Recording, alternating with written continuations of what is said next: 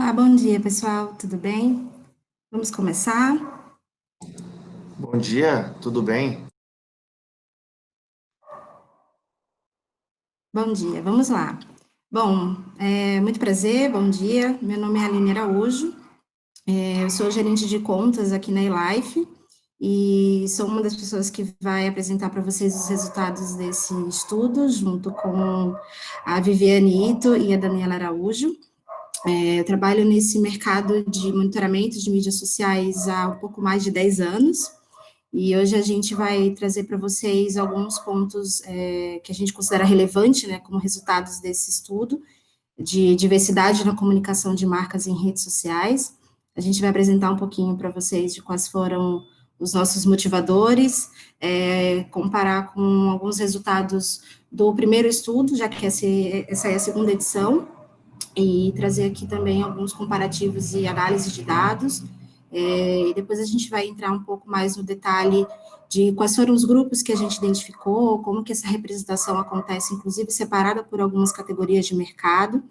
E a Vivi e a Dani, que também vão se apresentar na sequência, vai dividir as reflexões delas também. Oi, gente, tudo bem? Bom dia. Eu sou a Daniela Araújo. Eu trabalho no time, faço parte do time de mídia da SA. Trabalho com mídia já tem uns 8 anos, né? Já passei por algumas agências, fiz bastante coisa e fui convidada para somar nesse estudo, que é muito importante, né? Não só nesse momento, mas eu vejo que é uma transformação e a gente tem que refletir e se provocar a mudar alguns cenários que a gente vai ver nesse estudo. Bom dia, gente. Eu sou a Vivi Ito, sou Head de Insights e Planejamento da SA365. Já estou na SA há quase 8 anos, tenho 13 anos de mercado publicitário. Nem acredito, passou bem rápido. Enfim, aí hoje a gente trouxe um pouco das nossas vivências também, um pouco da nossa experiência para discutir com vocês sobre os resultados, né, desse estudo da edição de 2020 do estudo de diversidade, tá? Eu vou dar início, então, à apresentação. A gente vai ter uns minutos finais para perguntas e tudo mais, tá? Como tem bastante gente, então, eu já vou antecipar, porque eu sei que talvez tenha uma ansiedade também de compartilhar um pouco da visão de vocês, né? Então, já aviso que a gente vai reservar esse espacinho para ter uma conversa também no final, tá? Bom, vamos lá. Aqui tem um pouquinho do que a gente vai apresentar hoje, né, os objetivos do estudo, um detalhamento da metodologia que a gente usou para coleta e análise dos dados, a apresentação dos dados e resultados em si e algumas conclusões que a gente chegou de acordo com o estudo, tá? Bom, um grande motivador, né, desse estudo foi um incômodo, uma inquietação, né, com relação à questão da desigualdade, né? Isso ainda é algo presente na nossa realidade, né? E ela acontece por gênero, por raça, por questões sociais e em alguns outros campos também, né? E aí a gente pensou, né, como agência, em como a gente poderia contribuir, né, para falar do assunto de diversidade, mas de uma maneira embasada, né? Então a gente trouxe dados para falar sobre isso. E o porquê, né, da gente fazer esse estudo? Por mais que a gente não sinta, às vezes, a publicidade ela está muito inserida na nossa rotina, e ela acaba influenciando, né, comportamentos de consumo, acaba influenciando a maneira como as pessoas veem o mundo, né? Então, alguns estudos de uns anos atrás mostravam que a gente era impactado por publicidade entre 5 a 10 mil vezes ao dia. Então, é muita coisa que às vezes a gente nem se dá conta, né? Acredito que com a questão da pandemia esse número tem até se multiplicado ainda mais, tá? Bom, e aí a gente queria responder essa pergunta, né? Como nós, né, brasileiras, brasileiros, são representados pelos anunciantes, pelos principais anunciantes, né? E aí nós fomos fazer essa consulta, né, essa pesquisa, dentro dos 20 principais anunciantes do país, tá? Bom, como novidades dessa edição, acho que nem todo mundo estava na edição do ano passado, mas nós só fizemos ano passado um estudo baseado em Facebook. Esse ano a gente traz o Instagram, tá? Aqui é uma breve defesa do porquê, né? Eu acho que o Instagram é uma rede de muita influência, uma influência que pode ser para o bem, mas pode ser para o mal também, tá? E o que a gente traz aqui é que ele ganhou muita notoriedade, né, com relação a marcas presentes lá dentro, né? Então, aqui são apenas alguns dados. Então, algumas pessoas, 60% das pessoas falando que descobrem novos produtos pelo Instagram, 1/3 dos stories mais visualizados são de empresas hoje, tá? Então, é realmente um volume muito grande de marcas ali dentro que acabam influenciando também no dia a dia. Então, foi legal a gente ter agregado isso ao estudo esse ano. Aqui são só alguns números, né? Então, o total de posts analisados, que foi mais de 5.000 posts esse ano. Eles se estendem por 12 meses de postagens, tá? E hoje a gente trabalha com uma amostra que é quase 12 vezes maior do que a edição anterior. Uma outra novidade é que a gente inclui o grupo de amarelos e de indígenas desde o comecinho da análise, tá? Esse foi um feedback no ano passado, quando a gente levou para apresentação ao público pela primeira vez. E aí a gente já contemplou desde esse comecinho, né? Até fizemos um retroativo do ano passado também, para a gente ter o comparativo ano a ano, tá? E aí amarelos, né, como é meu grupo, só, né, falando aqui um pouquinho que a gente pensou na questão de asiáticos, mas dentro de asiáticos a gente também tem os asiáticos marrons, né, que nesse ano a gente ainda não contemplou no estudo e foi algo que a gente até pensou depois. Então, esse ano ainda a gente traz só os asiáticos amarelos na classificação, tá? E aí, sobre os dados de Facebook especificamente, né, então aqui é uma quebra, né, daqueles 5.000 posts, onde que eles estão distribuídos. 3.936 posts hoje são de Facebook, tá, na nossa análise. São 41 marcas, tá? Eram 20 anunciantes, mas cada anunciante às vezes tem mais de uma marca, então a gente deixa isso claro aqui. E a gente cobriu 10 categorias de mercado. E esse aqui é o volume de Instagram, tá? Então são mais de 1.200 posts analisados, divididos em 29 marcas e 10 categorias também de mercado, tá? E aí agora eu passo a bola para a Aline contar um pouquinho mais do processo metodológico e de alguns resultados que a gente encontrou.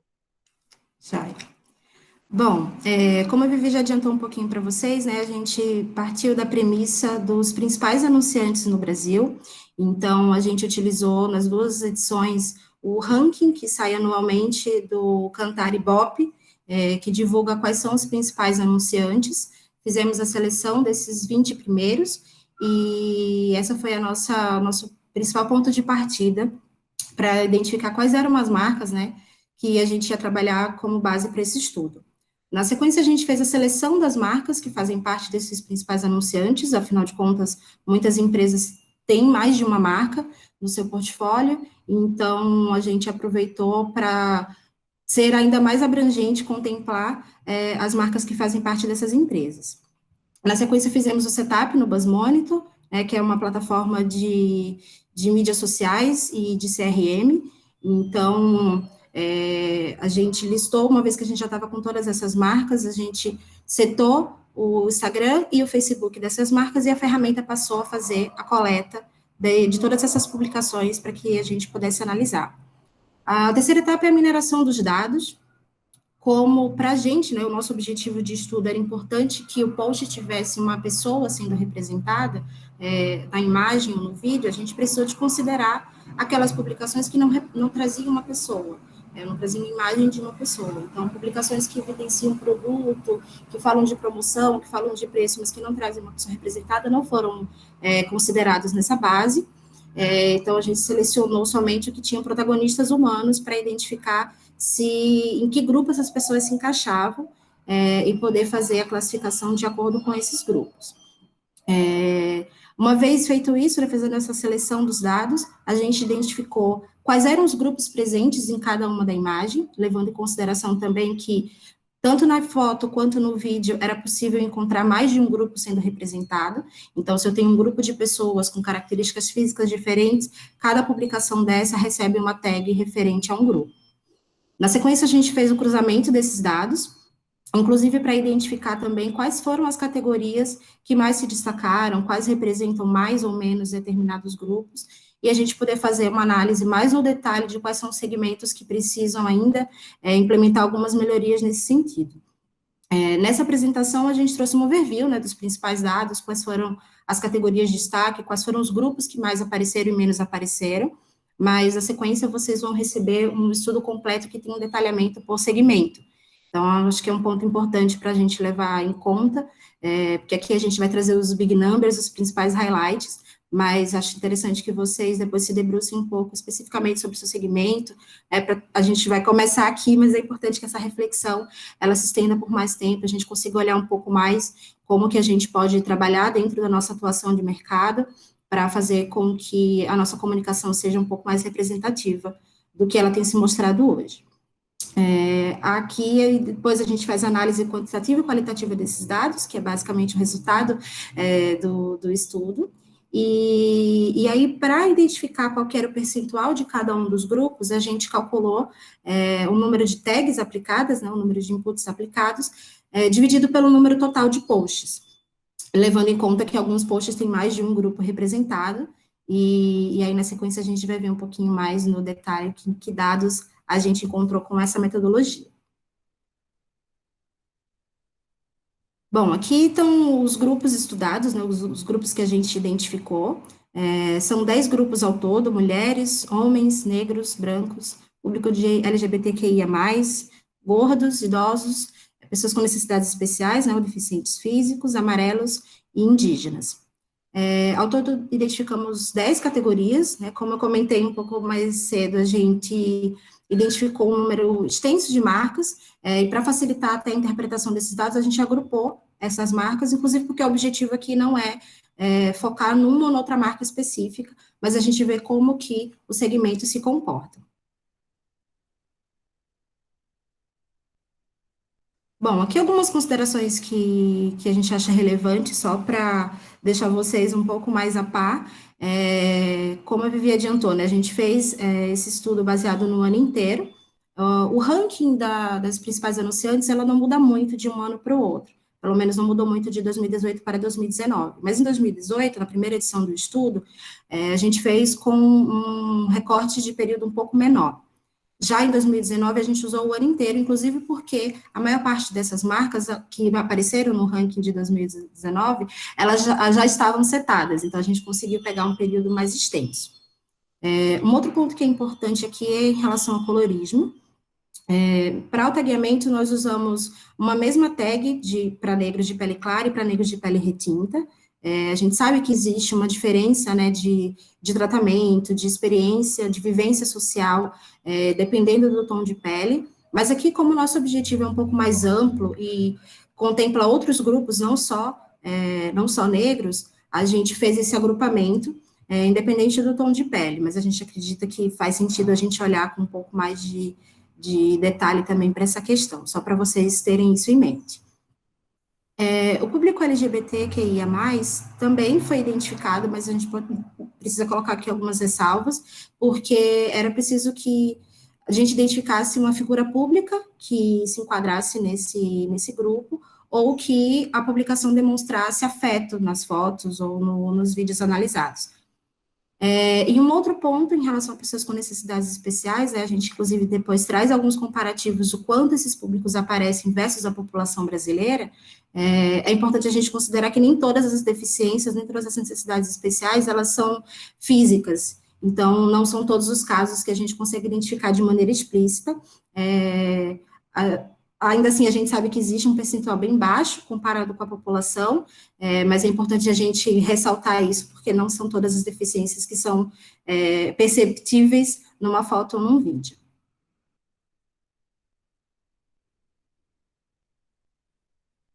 Bom, vamos ao que interessa, discutir aqui alguns resultados. Primeiro que a gente traz para vocês é um ranking mesmo, né, desses grupos, como que esses grupos apareceram ao longo da análise do ano.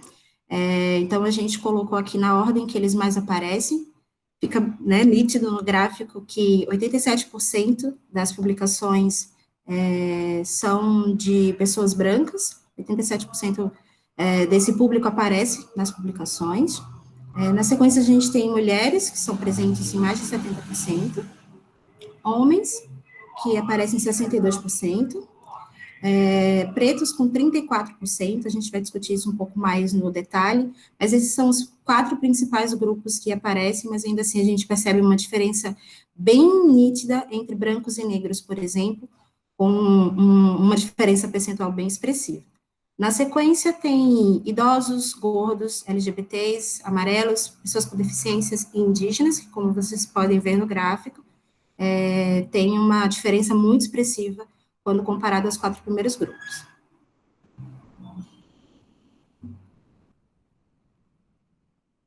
Aqui a gente traz um comparativo de 2019 versus 2018, né, o segundo e o primeiro ano de estudo. Então, a gente coloca aqui também nessa mesma sequência para a gente ver quais foram as categorias que diminuíram ou cresceram em relação ao ano anterior. Então, a gente vê que apenas um grupo teve uma presença maior do que a do primeiro ano do estudo, que foi o grupo de pessoas brancas. As mulheres se mantiveram no mesmo patamar, homens teve uma pequena queda, mas os pretos foram que tiveram a menor representação entre os principais grupos e que mais perdeu em representatividade, caindo 10 pontos percentuais. E a gente vai ver um pouco mais para frente, tanto desse grupo especificamente, quanto dos demais grupos que sofreram quedas e já era subrepresentado na primeira edição.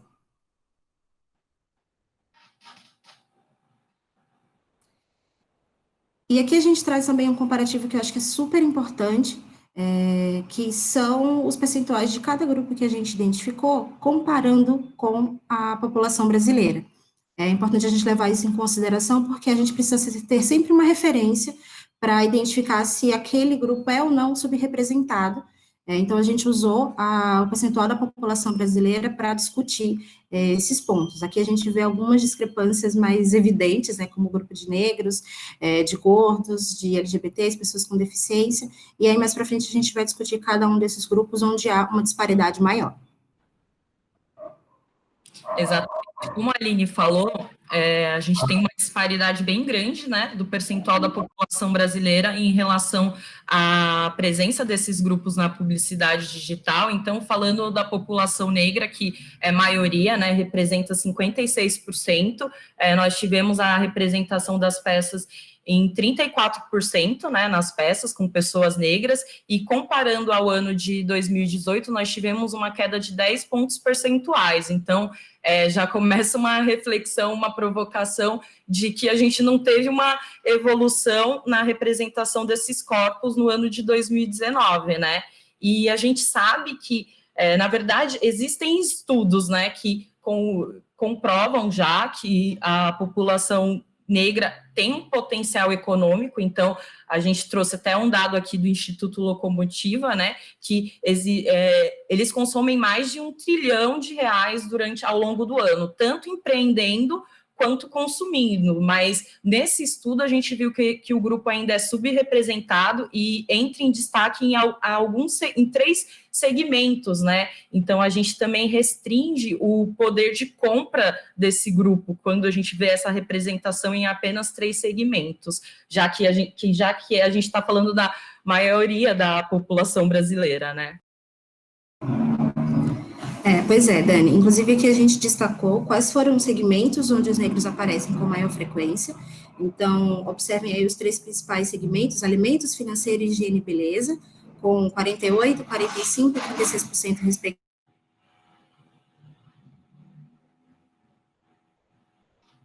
Eles ainda são baixos comparado com a população brasileira, que é composta 56% por negros. E aqui a gente fez um destaque para a categoria de financeiro e para a categoria de higiene e beleza. Por quê? Esses 2 segmentos, eles compõem uma base elevada da base do estudo.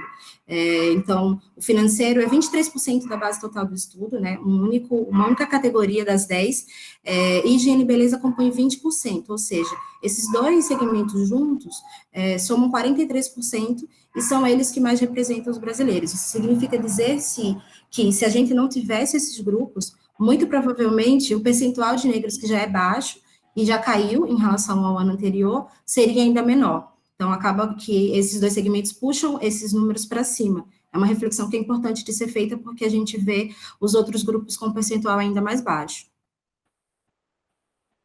Exatamente, né? E apesar da população brasileira estar envelhecendo, né? Existem algumas projeções que daqui a 10 anos a população brasileira o Brasil vai ser o 5º país com uma população mais idosa. A gente não vê isso na publicidade também. Nós temos 28 milhões de pessoas idosas no Brasil, e olhando para o estudo, a gente teve a presença só em 7% das peças, né?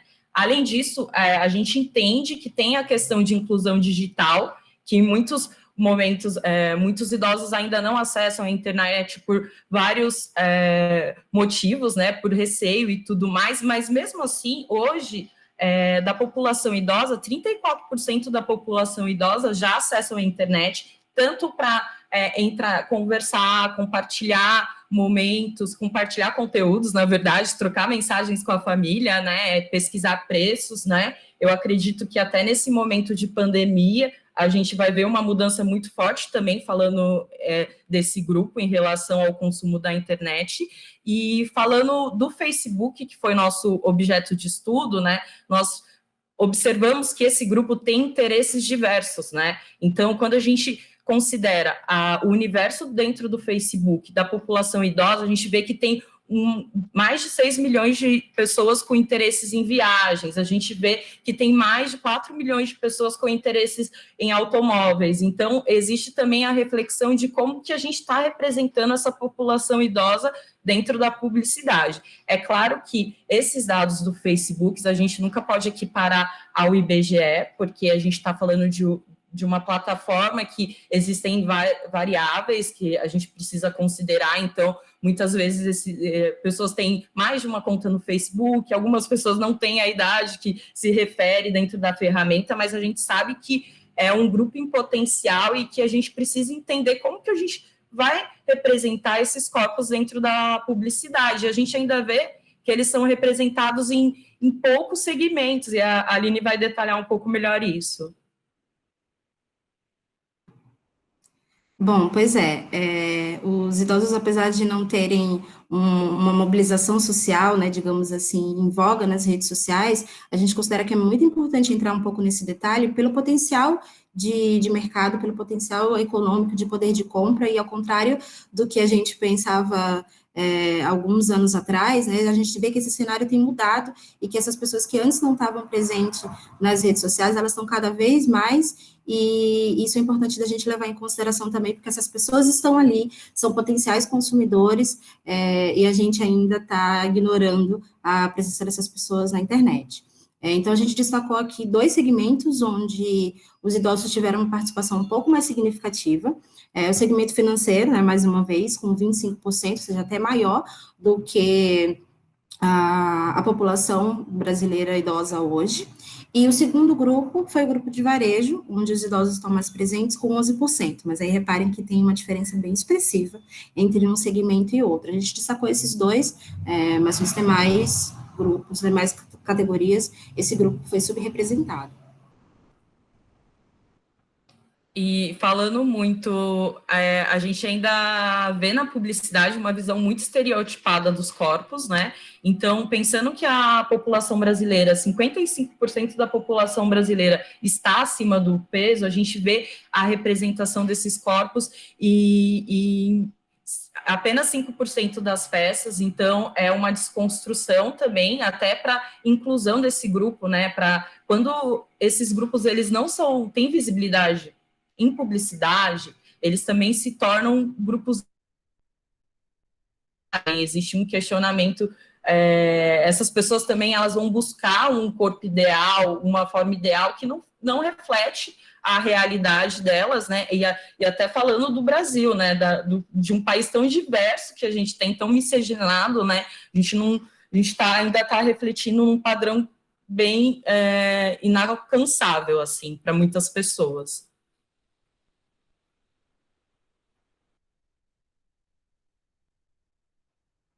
Exatamente, essa questão da visão estereotipada de corpos, né, que privilegia uma imagem de um padrão magro, com uma estética mais, que já vigorou durante muito tempo, inclusive tem sido alvo de muitas discussões nas redes sociais por influenciadores contra a gordofobia, e essa invisibilidade é uma questão que é muito importante de ser levada em conta.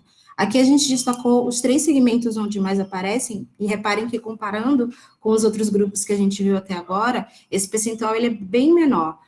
O máximo de representação que a gente encontrou foi no segmento financeiro, mais uma vez, mas apenas com 9%. O segmento de alimentos aparece em 8%, e 5% em higiene e beleza.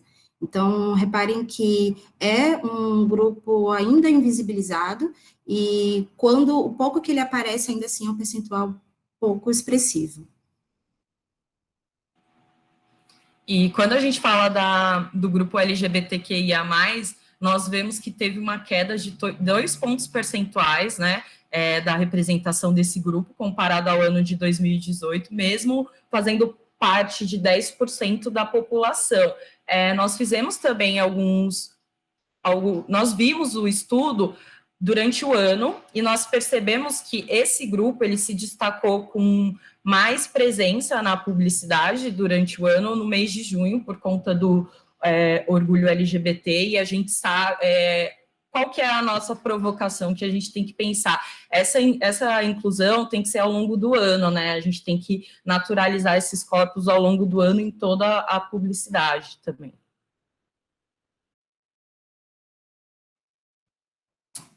Bom, e aí, dando continuidade, né, olhando para alguns segmentos onde a presença LGBT foi mais notável, a gente destacou aqui o segmento financeiro, que, né, como apareceu na maior parte dos casos, representa o público LGBT em 3%, e o segmento de higiene e beleza, né, as marcas de higiene e beleza, que já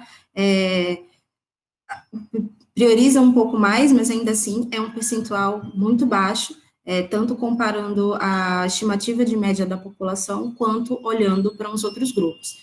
E reforçando o que a Dani comentou, a gente já percebeu uma presença pouco expressiva no primeiro ano do estudo, que foi de 6% no primeiro ano. No segundo ano, essa representatividade caiu 2 pontos percentuais, e esse ponto de destaque além de a gente ter uma queda no geral, a gente percebeu que houve um pequeno pico somente numa determinada época do ano, em junho, ou seja, as marcas têm se apropriado para falar sobre essa mobilização, apoiar o movimento LGBT, apoiar direitos sociais que esse grupo ainda luta para conquistar, porém, a gente não percebe esse público tanto com pessoas quanto com influenciadores presentes na comunicação ao longo de um ano inteiro. E para finalizar, assim, os principais pontos desse estudo, né, a gente vê que PCDs e indígenas, eles são praticamente invisíveis. Então, quando a gente fala dos PCDs que compõem 24% da nossa população, eles tiveram representatividade no estudo só de apenas 1%, e quando a gente fala de indígenas, né, que representam 1% da população, eles não tiveram, a presença foi nula, né, durante o tempo que a gente fez esse estudo, né, o tempo de estudo. E aí a gente já vai começar com as provocações, com algumas conclusões, que a gente, reflexões, né, durante todo o estudo, que a gente pensou que tudo isso. A Aline vai falar um pouco mais. Bom, como vocês viram, não são conclusões positivas, né? A gente vê que a maior parte dos grupos que mais representam a população brasileira não são vistos, não são percebidos na publicidade. Então, aqui a gente destacou alguns itens onde a gente quer provocar um pouco mais, porque é um cenário bem distoante da realidade brasileira. Então, o primeiro cenário que a gente destaca é a presença de homens e mulheres brancas, né, que assumem esse protagonismo. Mesmo um país onde 56% da população é negra, a gente vê que a comunicação digital não se equipara à população brasileira. A questão de representatividade, né, tanto no time de influenciadores, quanto de personagem desses posts, e a gente está com uma coisa que é importante, né, a gente tem mobilizações, inclusive, de influenciadores negros, que discutem essas pautas, que colocam isso em evidência, e que têm autoridade para falar sobre diversos temas, não só sobre as causas em que eles representam, e eles não costumam ser considerados. Muitas vezes, inclusive, são considerados apenas quando a marca quer discutir uma determinada causa, sem levar em consideração que eles impactam, têm um potencial de impacto muito alto, e que tem propriedade para falar de outros assuntos, além de ser porta-voz das causas que eles defendem. Um outro ponto que a gente achou relevante colocar, embora a gente não tenha entrado nesse detalhe, tá? A gente não chegou a detalhar se numa imagem onde eu tenho negros e brancos, por exemplo, como que essas representações aparecem, se elas reforçam estereótipos, se elas estão numa figura de aparição secundária ou como protagonista. A gente não entrou nesse detalhe para trazer esses números em específico, mas a gente percebeu isso, como os homens brancos, eles costumam ser colocados como figuras bem-sucedidas, enquanto homens negros aparecem de uma forma secundária. Isso também é notável, né, quando a gente leva em consideração alguns segmentos de bens de consumo, que são mais acessíveis, digamos assim, e é onde as pessoas negras aparecem, enquanto bens que têm um custo mais elevado, essas pessoas, esses grupos, eles são invisíveis. Exatamente, e complementando, né, o que a Aline falou, a gente vê que a publicidade ainda tem uma visão muito eurocêntrica de representação dos corpos, tá? Na sua maioria corpos brancos e num padrão de estética que muitas pessoas julgam o ideal de estética, né? E isso não reflete a diversidade que existe no Brasil. Então, a publicidade digital não está refletindo o que nós somos realmente. Em relação à representatividade, a gente sabe que a percepção que as pessoas elas constroem das marcas está totalmente atrelada à forma como elas se veem. Então, é muito uma provocação, uma reflexão de inclusão da diversidade, tanto nas empresas quanto nas agências de publicidade, em todos os processos, né, participar de todos os processos para que realmente isso reflita, né, no momento em que essa representação for para a rua, quando a gente for falar com as pessoas, a gente sabe, a gente vê que a cada dia mais o consumo da marca, ele tem, as pessoas querem entender o que essas marcas fazem socialmente. A gente sabe que a diversidade tem um impacto social, porque a partir do momento que você representa esses grupos, né, que esses grupos se veem, eles se sentem, tem uma sensação de pertencimento na sociedade. Então, a gente, como papel de comunicadores, de empresas, a gente tem que bastante de repensar enquanto a diversidade ela é importante, e sem contar da questão do impacto econômico também, que é muito bom a gente levantar esse ponto, porque a gente sabe que empresas mais diversas, elas são mais criativas, incluir a diversidade. Existem alguns estudos que mostram que existe um crescimento econômico, lembrando que as pessoas elas vão consumir mais também. Então, a diversidade dentro das empresas e na publicidade só tem a agregar, sabe? Essa questão de pertencimento desses grupos que muitas vezes, que na maioria das vezes já são invisibilizados na sociedade. Então, é muito uma provocação para a gente refletir nesse contexto também.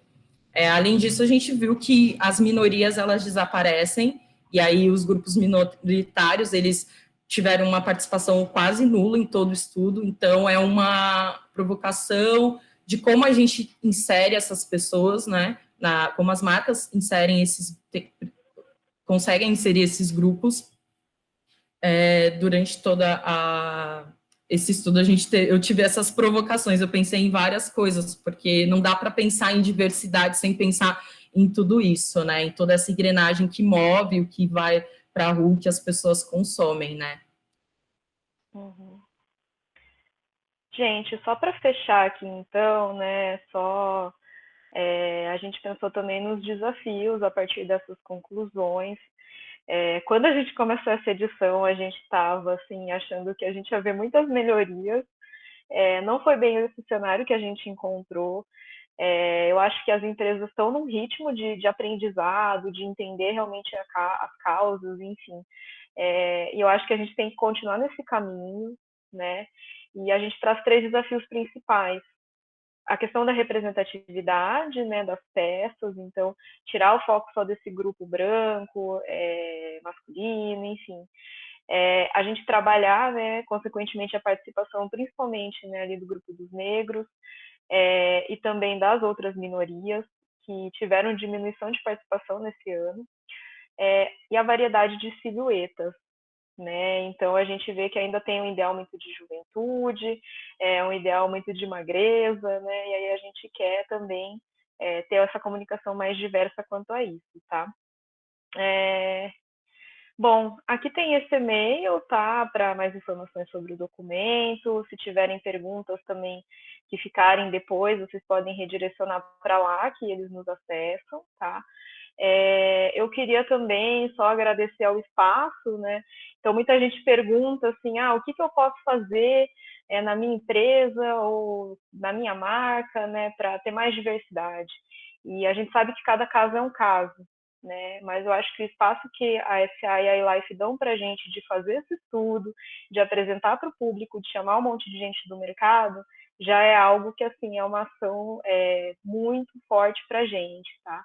E eu queria agradecer o espaço, então, eu acho que esse é um dos caminhos, dar essa voz para quem quer estudar, quem quer falar, e, enfim, claro, tem vários outros, como eu comentei, né? E acho que para encerrar isso, acho que vale, assim, a gente ter essa reflexão como profissional, né, do que a gente está perdendo de mercado, do que a gente pode fazer de ações, de como a gente pode auditar também um pouco da comunicação das nossas marcas, né, para elas serem mais diversas. E acho que para encerrar isso, eu abro aí para quem tiver questões e tudo mais. Tá? Então a gente ainda está um tempinho aqui para responder vocês, ou se tiverem comentários, críticas, também estamos aqui.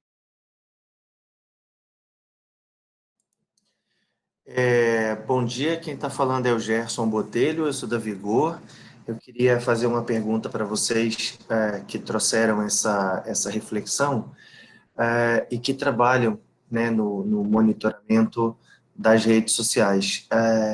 Quais são os desafios que vocês viram ou que vocês já ouviram falar de empresas ou de iniciativas que apostaram em incluir as minorias dentro das suas publicações digitais?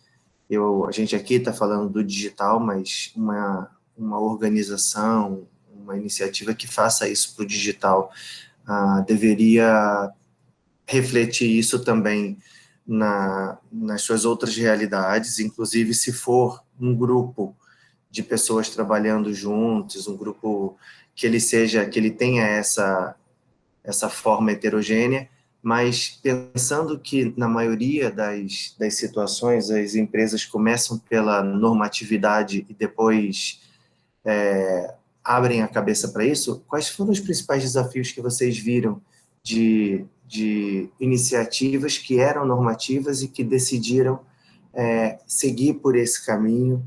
O que elas enfrentaram, se tiveram baixa adesão, se tiveram uma troca de público? Conta um pouquinho para a gente que está do lado de quem pode tomar iniciativa a esse favor, mas precisa, de certa forma, endereçar ou se não é se preparar, mas é se articular. No meu caso aqui, no nosso caso aqui, temos alguns representantes da Vigor aqui ouvindo, dentro da organização, para entender quais são os possíveis impactos ou iniciativas que a gente deva tomar internamente, entendeu? Assim, não sei se eu me fiz explicar, mas é muito mais para entender na experiência de vocês como a gente pode ter essa iniciativa e, ao mesmo tempo, se preparar com alguma mudança, seja ela de perda e ganho de novo público, de maior ou menor adesão, e, acima de tudo, que não seja uma ação, antes de tudo, política, mas que seja humana, porque é isso que compõe com quem a gente está falando. Né? Acho que eu posso começar, como eu sou também de planejamento. Quando a gente faz um planejamento de uma ação, de alguma coisa que entra nesse campo, né, Em geral, a gente conversa muito primeiro, né, com quem a gente vai representar. Então, a gente recomenda que a comunicação seja construída com parceria, mas é claro, assim, que a gente também faz um mapeamento dos riscos, tá? Eu não vou mentir que, às vezes, dependendo do que a gente for abordar, do público, pode ser que a gente tenha haters, né? E aí é feito um trabalho de planejamento já considerando isso e de testes também, tá? Então, a gente sempre gosta de ter essa postura com qualquer estratégia que a gente vá seguir, né, aqui na SA ou junto com a iLife. E aí, por isso que a gente sempre atua muito junto com o monitoramento também. Enfim, e aí eu acho que tanto a Aline quanto a Dani podem me complementar, né, do ponto de vista de mídia, de segmentação, e a Aline também falar um pouco de monitoramento, mas usando dessas ferramentas a gente consegue também, né, se precaver quanto a isso, né? Mas eu acho que, assim, cada marca vai ser diferente, né? Depende do target da marca, depende de N fatores, que aí a nossa ideia é sempre planejar antes, né? Então, acho que é isso.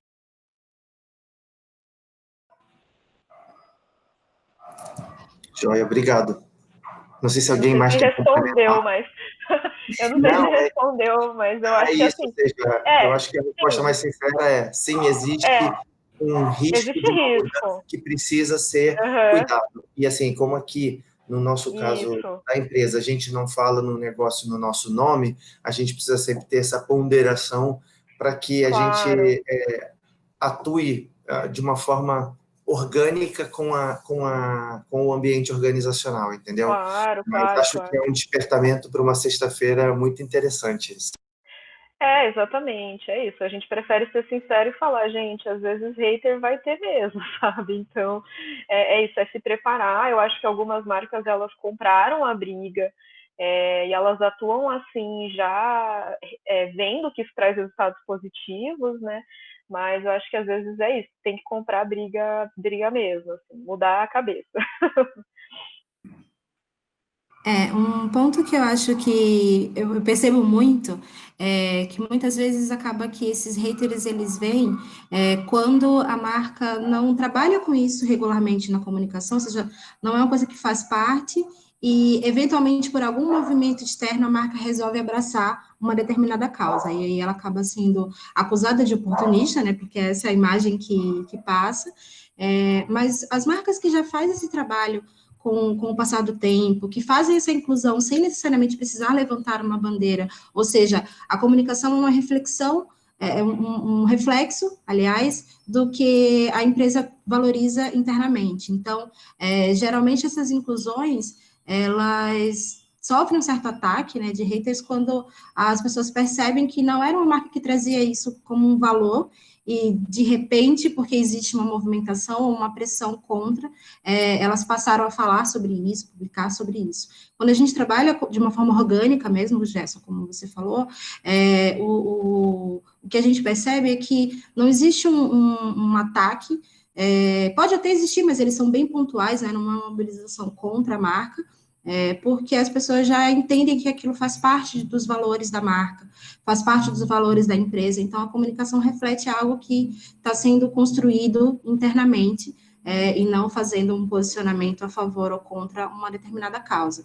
Então, acho que a gente pensar como que a gente reflete isso, como que a gente toma iniciativas internas em relação a inclusão, contratação, valorização dessas pessoas para que elas cresçam, se tornem líderes dentro da empresa, é algo que a reflexão na comunicação ela vai acontecer e não corre o risco da marca querer se apropriar de um assunto da qual ela nem valorizava até pouco tempo atrás. Né? Então, isso pode ser feito de uma maneira sutil e tranquila, e assim, a gente não percebe diferenças em relação a métricas ou engajamento, tipo, é algo que se a gente realmente trabalhar de uma forma orgânica na marca, as pessoas entendem que a comunicação reflete o que a empresa é por dentro, e essas discussões ficam menos nesse contexto de levantar uma bandeira e, sabe, assumir um outro determinado lado, e sim trabalhar com diversidade, porque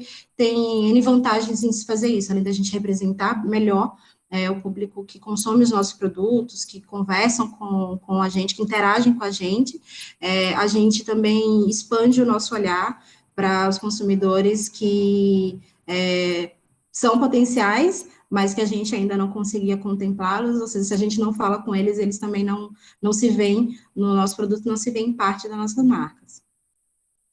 Espero ter conseguido te responder. Boa. Eu acho que a Vivi e a Aline já pontuaram tudo. Eu acho que o desafio para as marcas que estão começando é conseguir naturalizar isso dentro da comunicação, e até como a Vivi falou, existe todo um trabalho de planejamento, de mídia e de pensar como que a gente vai responder, se posicionar enquanto a marca quando tiver algum momento de crise por algum posicionamento, mas eu acredito muito que esteja muito atrelado quando as pessoas, elas de alguma forma não veem isso internamente das marcas, então esse questionamento dos haters é muito maior mesmo.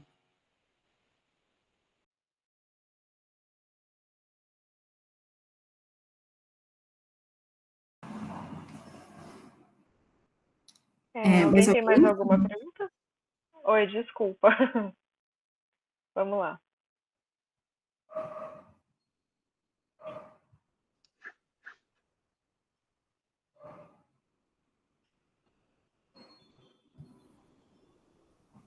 Oi, meninas, eu queria fazer uma pergunta, aliás, duas, para ajudar aí vocês também. Primeiro, como é que a segmentação de mídia pode ajudar as marcas que queiram correr menos riscos em representar a diversidade, né? É aconselhável criar mídias específicas para essas diversidades, e quais diversidades eu posso segmentar? Então, a gente não... você vai fazer outra Não, pergunta? e a segunda é como é que as agências podem melhorar o seu time, né, seu staff, para ter mais diversidade também e, consequentemente, produzir coisas um pouco mais diversas, né, campanhas e comunicação. Desculpa, Alessandra, eu te cortei. Mas, assim, falando de segmentação de mídia, a gente não consegue fazer esse recorte por raça, a gente não consegue fazer esse recorte por raça. Então, o que a gente consegue fazer para falar com grupos específicos está muito relacionado a interesses, mas isso também não... Quando a gente fala de LGBTQI+, quando a gente fala do grupo de pessoas negras, quando a gente fala do PCDs, a gente não consegue segmentar especificamente para essas pessoas, a não ser com interesses. Por exemplo, eu tenho um interesse na parada LGBT, porém eu não sou homossexual, mas eu tenho esse interesse. Então, não quer dizer exatamente que eu vá estar impactando essa pessoa em específico. E, assim, o que a gente consegue fazer é mais o corte de idade, que aí é por isso que a gente trouxe esse universo que existe dentro do Facebook, e não é a nossa recomendação a gente segmentar especificamente para esses grupos, porque a partir do momento que a gente está falando de representação, é que isso esteja inserido organicamente dentro das marcas. Então, quando a gente pensa em, tudo bem, eu vou falar, ok, eu sou muito impactada por conteúdo com pessoas negras, porque eu consumo muito conteúdo no Facebook, Instagram, eu sigo vários influenciadores, então, conforme o Facebook entende que meu interesse maior está relacionado a pessoas negras, porém, quando a gente fala da representação da marca, a gente não aconselha isso, porque a gente pode também se aproveitar de alguns momentos que são importantes para esses grupos, né? E aí a gente não vai estar representando, né? A marca, ela vai estar impactando somente esses grupos na comunicação geral da marca, a gente não vai ver isso organicamente no dia a dia. Então, não é uma recomendação, e até não existem essas possibilidades, a não ser de alguns contextos, de algumas outras segmentações de remarketing, mas falando assim, no geral, não é o nosso direcional. Em relação a como incluir, a gente sabe que existem vários desafios, então que existem já vários programas, né, de inclusão nas agências, né, a própria SA também já teve alguns programas de inclusão dentro da agência, a gente vê isso, que existe já um movimento de todas as agências, mas é importante que essas pessoas, elas estejam presentes em todos os patamares, né, em todos os steps. Quando eu digo exista alguém com um cargo de uma tomada de decisão ali no final, sabe, para que, de repente, isso não pare em algum momento dentro das agências. E aí a gente sabe que é um desafio de inclusão, de como que essas pessoas elas vão se inserir no mercado, porque muitas vezes existem... muitos grupos não estão preparados para as exigências, então tem que repensar também essa forma de seleção dessas pessoas, né, e o suporte que essas pessoas vão ter dentro das agências, das empresas, para esse desenvolvimento, para que seja um desenvolvimento contínuo, né, para exatamente uma pessoa que de repente entrou como analista, daqui a uns anos ela está com um cargo de gestão, e aí ela vai ser inspiração para outras pessoas, uma pessoa negra com cargo de gestão, um LGBTQIA+, com cargo de gestão, e isso motiva as outras pessoas que estão começando também, e aí quando tem pessoas em todas essas etapas, a gente vê que a publicidade ela é muito mais genuína, né? As pessoas também não vão questionar, a gente sabe que a gente tem uma responsabilidade muito grande. Eu trabalho com publicidade e eu vejo que o cuidado que a gente tem com as pessoas, da forma de representar as pessoas. Então, eu acho que são vários movimentos que tem que acontecer, não é uma coisa simples, mas eu acho que é uma coisa... Não tem como a gente pensar em publicidade sem pensar nessa evolução. Eu vejo muito por esse lado. Eu não tenho uma pergunta, mas eu queria dar um relato aqui sobre a importância desse estudo como ponto de partida para algumas mudanças, né? Embora a SA 365 faça parte do estudo, no ano passado, por exemplo, ficou muito evidente que a comunidade trans não era muito bem representada na propaganda, foi uma das coisas que a gente observou. E olhando para a agência, foi um dos públicos que eu percebi que não tinha representatividade dentro da agência, né? Então, não tinha trans dentro da agência, e aquilo chamou a atenção, né, de toda a liderança, e a gente resolveu correr um pouco atrás para entender como que a gente ia absorver profissionais, né, trans dentro da SA 365. A gente, claro, no primeiro ponto a gente foi barrado em cima daquela desculpa, né, que isso acabou se tornando uma desculpa, mas aquela condição de que muitos trans não conseguiam chegar ao mercado de trabalho por conta de tudo que eles têm que passar para que estejam formados e prontos para ingressar numa agência, talvez com os critérios, né, de seleção que nós tínhamos, e aí nós fomos atrás de ajuda da sociedade. E acho que é interessante esse estudo como esse ponto de partida, né, de você entender quem são as pessoas que já estão organizadas em volta desse tipo de problema. Eu tive a eu tive a felicidade de conhecer o pessoal do Transempregos, que nos explicou exatamente o que acontecia, né? E ela falou, olha, vários desses programas eles morrem porque você não tem o trans, né, o profissional trans não consegue, né, ter a qualificação necessária. E a gente teve que realmente montar um esquema um pouco diferente. Então, ao invés de simplesmente abrir uma vaga específica para trans, para que, né, esse grupo fosse representado na agência, e é bem importante dizer, né, que não ser representado por qualquer questão ideológica, ou de bondade, ou de qualquer coisa desse tipo, não, por uma questão até de negócio nossa, né? Se eu tenho um grupo que consome e ele não está dentro da agência, eu não sei conversar com ele, né? E se eu não sei conversar com ele, eu acabo afetando as minhas marcas também, né? Então, é importante, a gente aprende muito com as pessoas, e aí a gente fez um esquema diferente, que é um projeto de formação desses profissionais. Então, alguns pontos que eles colocaram, olha, não adianta você dar uma bolsa de 2 anos, porque a pessoa vai acabar não conseguindo se formar. Então, a gente trouxe, né, profissionais trans com um contrato de 4 anos para que essa pessoa pudesse, pelo menos, ter o auxílio da graduação dentro da agência, né?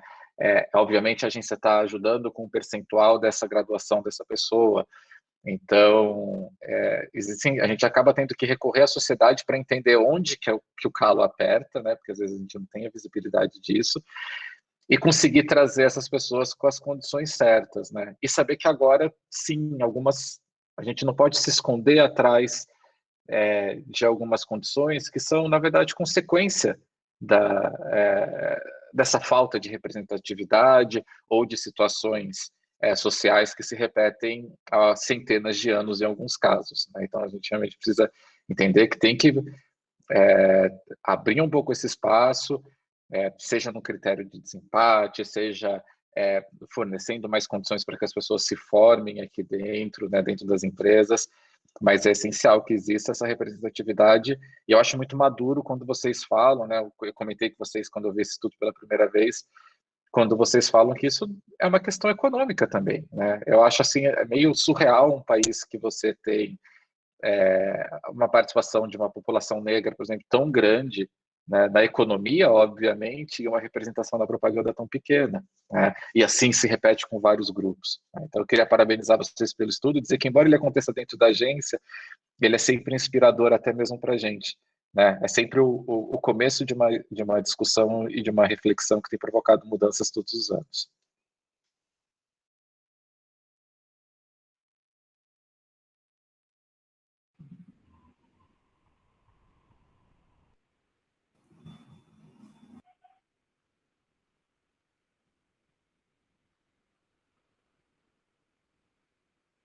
Bom, gente, mais alguém tem algum comentário, alguma dúvida?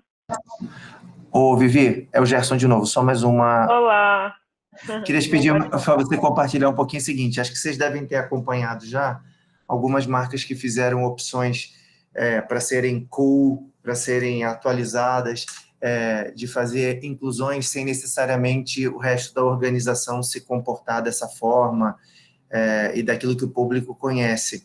E isso ter jogado, por não ter sido feito com propriedade e com verdade, muito mais de uma forma, deixa eu cumprir a minha parte nesse aspecto, tiveram algum prejuízo. Vocês têm algumas de vocês, ou vocês aí da agência, podem compartilhar conosco sobre cuidados, assim, já falaram sobre cuidado de seleção nessa representatividade e tudo, mas acho que tem que ter um cuidado também quando a gente for falar sobre esse movimento e o quanto que a organização ou a marca como um todo, aos poucos, tem que fazer essa curva, porque ela não é como, eu costumo raciocinar por metáfora, não é como estacionar uma bicicleta, eu acho que é como atracar um navio, tem que ser com cuidado e com tempo, entendeu? Sim, com certeza. Eu acho que eu posso comentar, existe até um termo, assim, né, de mercado, que é o pink money. Se quiserem pesquisar, tem muito sobre isso, mas é só um dos exemplos do que não fazer, né? O pink money é um termo da comunidade LGBTQIA+, para as marcas que, por algum interesse, só fazem ativações pontualmente com esse grupo, realmente para lucrar em cima nessas datas. Então, eu patrocino a parada LGBTQIA+, porém, o resto do ano não tem nenhuma outra iniciativa, porém eu não tenho funcionários dessa comunidade na minha empresa. Então, esse realmente é um movimento que ele é bem forte, né? E o que acontece é que, assim, você tenta apoiar, às vezes, pontualmente, né, sem nenhuma estrutura, e em vez de ter um resultado positivo, você tem um boicote da comunidade, porque a comunidade se recusa daí a realmente fazer parte disso, não se sente representada, né? Então, acho que, assim, tem vários fails, assim, que se vocês buscarem, eu não vou lembrar de cabeça agora, mas vocês vão encontrar, né? O próprio Facebook, ele tem promovido, né, a questão de diversidade com alguns anunciantes, e eles têm feito até um encontro, né, entre a comunidade em si, né, e os anunciantes para terem programas estruturados, né? Então, às vezes são coletivos ou são influenciadores desses segmentos que ajudam a construir a estratégia em conjunto para também minimizar o risco, tá? Então, eu acho que assim, o que fazer seria meio que esse caminho, né, de discutir junto, de realmente formatar os programas antes de sair só fazendo, né? A gente sabe que às vezes até a intenção é boa, só que assim, tipo, a intenção, né, o consumidor, a comunidade, ela não vai pensar na intenção, né? Ela só vai ficar com raiva ali e vai ter um backlash, né? Vai ter esse ataque oposto, né? Então, eu acho que esse é um dos exemplos que eu consigo lembrar. Aí, Dani e Aline, não sei se tem algum outro exemplo em mente também. Olha, eu tenho algumas experiências com clientes e empresas que queriam entender um pouco mais, né, que cuidados a gente poderia tomar, e eu acho que um caminho que é muito viável, principalmente quando a gente está falando de uma campanha, né, ou de um posicionamento que a empresa vai começar a adotar, e falar mais sobre isso via assessoria de imprensa, via comunicação em redes sociais, é justamente esse debate com um determinado movimento social. Eu já acompanhei, por exemplo, algumas marcas que tinham uma campanha que o público era muito voltada para o público feminino, por exemplo, falando sobre assédio, violência, e era uma marca que tinha muita propriedade, tinha muito background para falar sobre o assunto, porque existem inúmeros projetos internos, então, quanto a isso, a gente, inclusive, estava um pouco resguardado, né, porque existiam vários movimentos, então, mesmo que a pessoa não conhecesse, porque não é algo que a marca fala o tempo inteiro, mas a empresa tem vários projetos para poder tocar nesse assunto. Mas algo que foi muito rico é que antes da campanha ir para o ar, a empresa converse com essas redes, com esses movimentos sociais, porque muitas vezes é um olhar diferente que faz todo sentido, que faz muita diferença. Às vezes é uma hashtag que, por mais que ela faça parte do conjunto da campanha, que ela tenha a ver com a linguagem, a interpretação que ela pode ser dada não é tão positiva assim, ou seja, não cumpre o objetivo da empresa. Então, acho que é importante que a gente também pense nessas possibilidades, sabe, de discutir com movimentos, e assim, discutir abertamente, falar, olha, a gente tem uma campanha onde a gente acha importante valorizar isso, isso e isso, a nossa empresa tem trabalhos que são muito importantes nesse sentido, e a gente quer uma opinião, uma construção conjunta da sociedade para que a gente consiga comunicar com toda a nossa verdade, mas também ouvindo tanto para evitar, né, que a gente tenha, enfim, algum problema de boicote ou algo nesse sentido, mas também para que a comunicação atinja o propósito que ela realmente tem. Então, eu percebo alguns movimentos de, olha, a gente construiu essa campanha, essa era a ideia, e às vezes uma conversa com esses movimentos sociais fazem algumas adaptações que são super importantes, que muitas vezes só quem está na linha de frente dessas mobilizações percebe, e que eles vão ter um outro olhar, né? Vão ter um olhar como o público que vai ser impactado por essa comunicação, que muitas vezes nem acompanhou todo o racional, mas que vai ver ali o produto final. Então, acho que é uma referência legal, assim, um exemplo de como a gente pode seguir alguns caminhos para conversar com a sociedade antes mesmo de colocar a nossa campanha no ar, e a gente já vai ter recebido esses feedbacks de pessoas e até evitar que a gente corra o risco, né, desnecessário, que muitas vezes não ter essa visão mais ampla do impacto possível daquela campanha. Isso pode ser resolvido via movimentos sociais que estão super abertos para discutir, que estão super abertos, inclusive, para explicar um pouco mais para a gente de quais são as pautas que são relevantes, por que a gente assume esse ou outro discurso, e aí eu acho que essa construção junto com a sociedade, junto com essas mobilizações que tem se construído e crescido ao longo do tempo, faz a gente evitar ter um feedback extremamente negativo, quando a gente podia ter tomado esse cuidado uma etapa antes de levar a comunicação para a rua.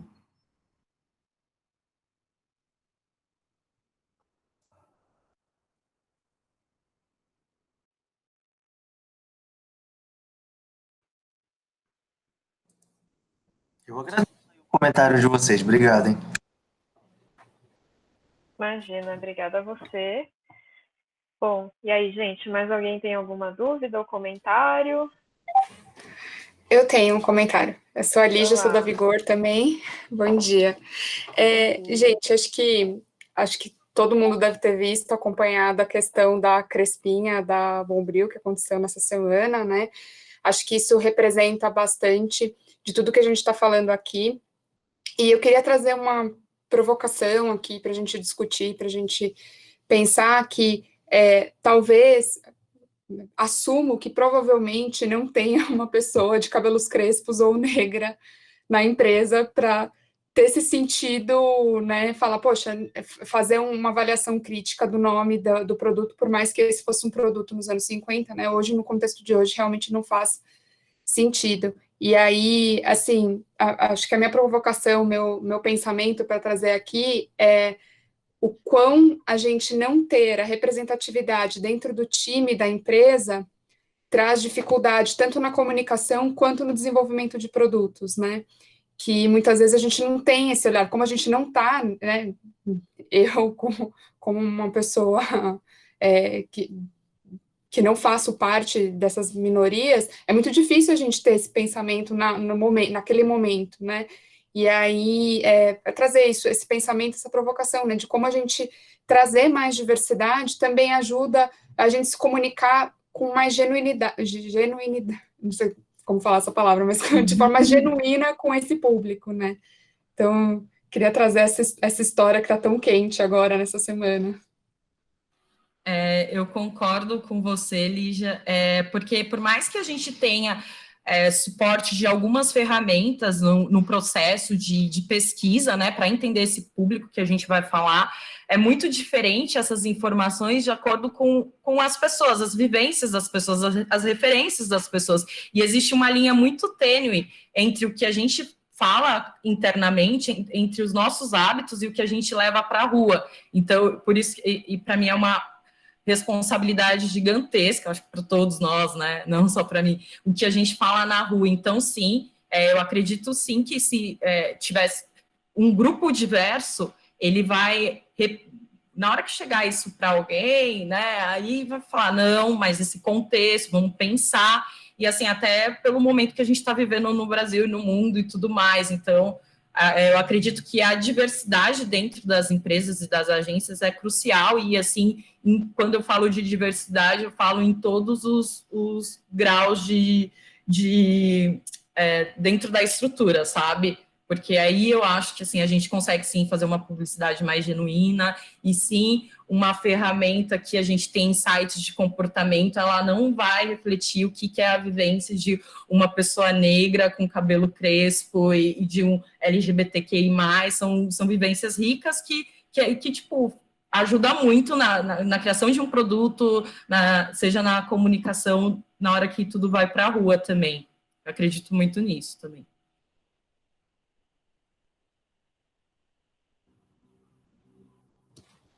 Legal, obrigada.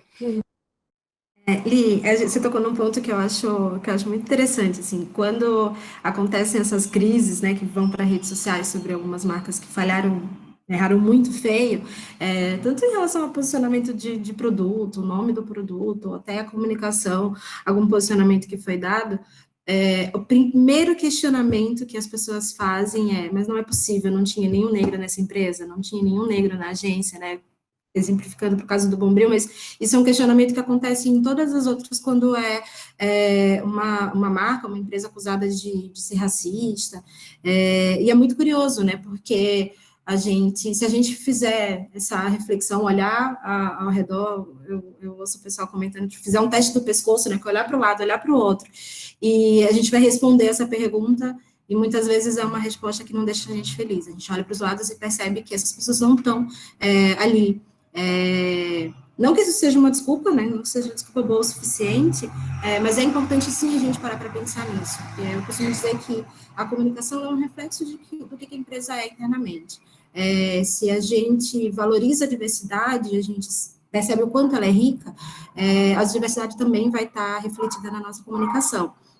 Mas é um exercício simples e que faz muito sentido, assim, a gente olhar ao redor e realmente perceber, constatar que essas pessoas não estão ali e aí, justamente por isso, a gente acaba caindo em erros que o público já entende como básico, assim, não dava para a empresa se tivesse pelo menos uma pessoa para levantar a mão, né, digamos assim.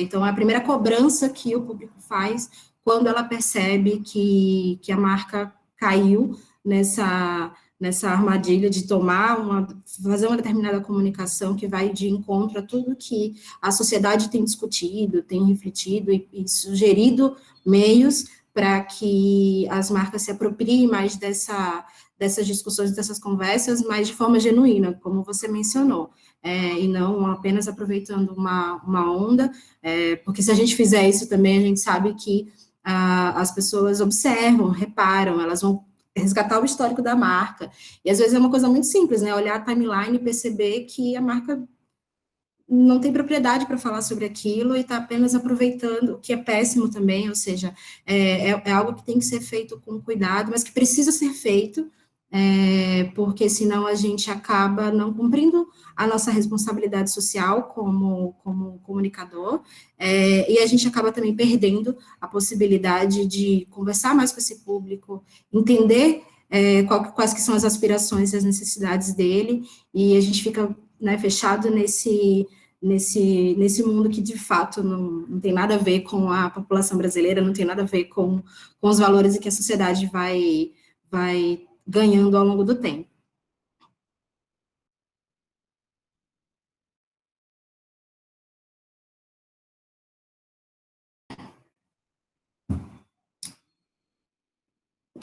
Mais alguém quer fazer um comentário ou quer tirar uma dúvida? Eu só queria aproveitar que teve algumas perguntas sobre isso. Não sei se ficou claro para todo mundo. A gente tem esse estudo numa versão completa, né? Eu comentei no início da nossa apresentação, e para todo mundo que se inscreveu no webinar, vão receber a versão do estudo. Então, além do webinar ficar gravado, vocês também vão ter acesso ao material completo. E, bom, espero que seja muito útil para vocês, para a gente começar a fazer essas reflexões e dar os primeiros passos em busca de uma comunicação que seja mais representativa, mais ampla e, consequentemente, mais rica.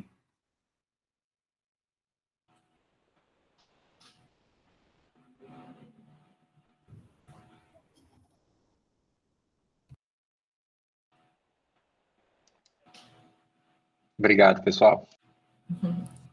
Eu agradeço, Obrigada, obrigado para gente. vocês. Bom final de semana, tá bom?